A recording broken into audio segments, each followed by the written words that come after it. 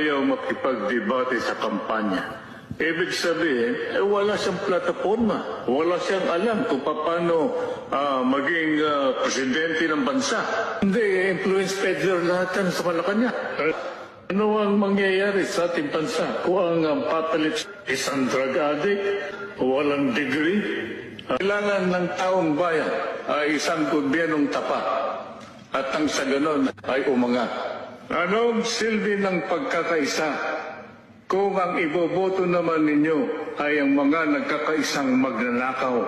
Ay kayo bahala sa buhay.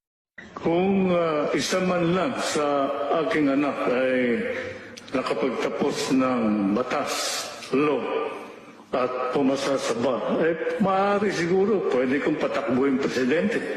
May advantage ka kasi pag ikaw ay nagtapos ng batas, law graduate, abogado, ay kung wala kang natapos, paano mong bibigyan ng solusyon ng problema ng bansa? Nakakahiya ka. Pabaksak ang Pilipinas.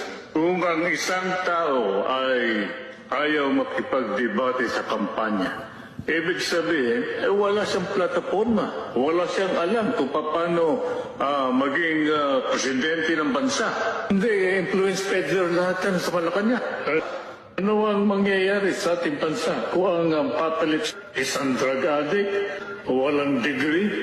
Kailangan ng taong bayan ay isang gobyernong tapat at ang sa ganon ay umangat. Anong silbi ng pagkakaisa kung ang iboboto naman ninyo ay ang mga nagkakaisang magnanakaw? Ay kayo bahala sa buhay.